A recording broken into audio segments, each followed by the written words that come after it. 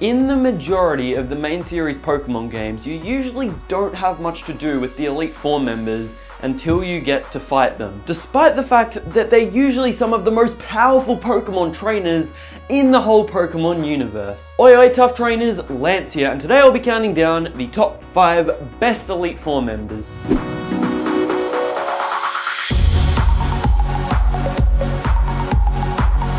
At number 5 today, we have got ourselves Caitlin from Black, White, Black 2, and White 2. You know how I was saying in the intro that you usually don't know much about the Elite Four members until you get to face them? Well, with Caitlin, it's a little bit different because you get the chance to fight her at the Battle Frontier in Pokemon Platinum, Heart Gold, and Soul Silver. I think it's really cool to see such a young looking trainer going from just a member of the Battle Frontier to an Elite Four member of a different region, and to see how much she has improved with Pokemon. When I went to battle Caitlin for the first time, I thought, my Jellicent can just take care of this, but 3 of her Pokemon have an electric type attack. So I thought, it's okay, I'll just send out my Chandelure, that can deal with it. But 3 of her Pokemon have the Shadow Ball, so it's obvious that she has put a little bit of consideration into what moves her Pokemon have. One of the things I do like about Caitlin is she's lying down in bed sleeping before you go to fight her. It makes her seem pretty down to earth and pretty normal, and I feel like that's the type of thing I would do if I was an Elite Four member. It seems pretty cool that that's how she prepares for her battles, and I always feel pretty bad when I go to fight her for the first time. I'm always like, Caitlin, you know, if you want to keep on sleeping, it's okay, I'll join you in bed and oh no, I can't put that in the video. I think the main reason I really like Caitlin though is because she's the only Unova Elite Four member as of right now to have featured in the Pokemon anime, and in an episode of the Pokemon anime, she actually tied with Cynthia in a Pokemon battle. She's an Elite Four member and she tied with a champion, so I think that goes to show that she's pretty good at Pokemon. At number 4 today, we have got ourselves Agatha from the Kanto region. Agatha's team is powerful. In the original games, she has a Golbat. In the newer games, she has a Crobat.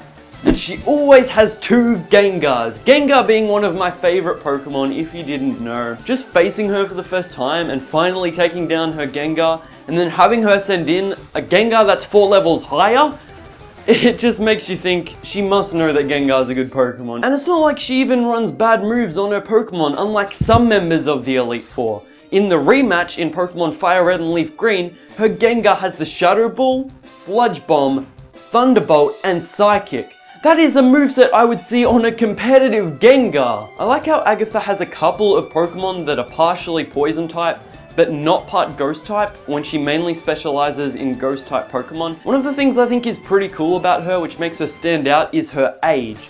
I mean, look how old she is. She looks like she's gonna be a Ghost type soon. That can't go in the video either. Agatha may have a walking stick and look even older than my grandma, but the fact that she shows that no matter how old you are, you can still be enjoying Pokemon is one of the reasons I think she's really cool. At number 3 today, we have got Mr. You Used to Call Me on My Cell Phone himself, Drake. As you can see, he's got a really cool looking jacket and cap. He looks like the captain of a ship, and he is the captain of a ship. And that's pretty cool because so many of the Elite Four members you don't know much about. You know that they're good Pokemon trainers, and that's kind of it. But Drake, there's more to him than that. In the Generation 3 games, Drake literally was as difficult for me to take down as the champion, whether it was Wallace or Steven, because he does have some really cool Pokemon, specializing in Dragon type Pokemon. Whether you want to accept it or not, Dragon types are one of the best types in the game, even with Fairies now being a thing. He chooses strong Pokemon for his team. But the fact that he puts up such a strong challenge for me every time I'm playing through Hoenn, I think is a good enough reason for him to be here. But there is another thing I do like about him. You know all that text that the Elite Four members give you before you go to battle them, and you usually just speed through it and don't even read it? Well, if you actually read what Drake says to you, he says some pretty insightful stuff. Just take a listen to this. In their natural state, Pokemon are wild living things. They are free. At times they hinder us. At times they help us. For us to battle alongside Pokemon as partners, do you know what it takes? Do you know what is needed? If you don't, you will never prevail over me. At number 2 today, we have got Flint. One of the things I really like about Flint that makes him stand out is that you get to meet him and talk to him in Diamond, Pearl and Platinum before even arriving at the Pokemon League. And he's gone out of his way to meet you because he cares so much about his friend Volkner. You see, Volkner's having a bit of a rough time. He's losing motivation in Pokemon because all of his challenges are too easy. And then Flint comes along, goes out of his way to meet you, to tell you to put up a good fight against Volkner to try and cheer him up. And in the end, it works out. And this makes Flint come across as a really nice guy that's always willing to do stuff for his friends. He also has a good team as well, and for me, he was always the hardest member of the Sinnoh Elite Four to beat, even harder than Lucian, the final Elite Four member in my opinion. I mean, the Houndoom, Magmortar, the Infernape with the Thunder Punch, Earthquake, Flare Blitz, Mach Punch, that's a good moveset. Between his 5 Fire-type Pokemon in Platinum, he manages to include 2 Electric-type attacks and 2 Grass-type attacks. So don't think that you'll be okay if you've got a lot of water types. I also love the fact that he has a Drifblim in Diamond and Pearl, despite the fact it's not a fire type and its only fire type move is Will-O-Wisp, which doesn't even do damage. But just the fact that he has both a Drifblim and an Infernape, 2 of my favorite Pokemon of all time, make him even more lovable.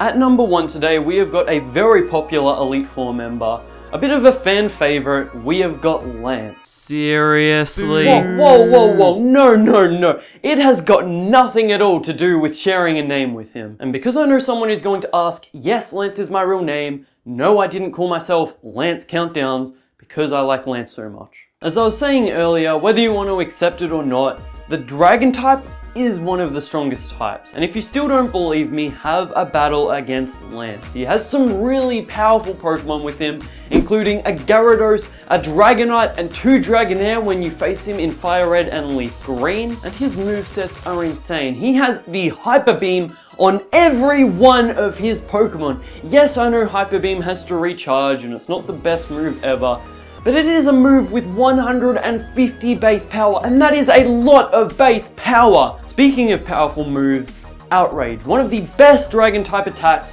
which over half his team has in Fire Red and Leaf Green. Lance has just given me the most trouble out of every one of the Elite Four members. And on top of being so difficult to beat, he goes on to become the champion. He is the only person from the Elite Four to have gone on and become a Pokemon champion in a different region. And that is really cool. It shows that he has done his best to improve at Pokemon, and he is now better than he once was.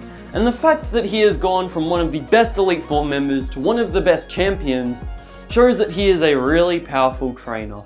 Thanks for watching this video. I hope you enjoyed it. If you'd like to see me count down my top 5 favorite legendary Pokemon, click the video on the left. Or if you would like to see the making of the Pokemon card wall, click the video on the right. This topic was suggested by Just Goob, so thank you very much for the suggestion, man, and thank you for all of the support on this channel. If you would like to see one of your topics in a future video, let us know what it is down in the comment section below. While you're down there, if you want to leave a like on this video and subscribe to catch future videos, and check out my social media, that would be very much appreciated. I'll hope to see you in one of my future videos. This has been Lance with Lance Countdowns, and stay tough.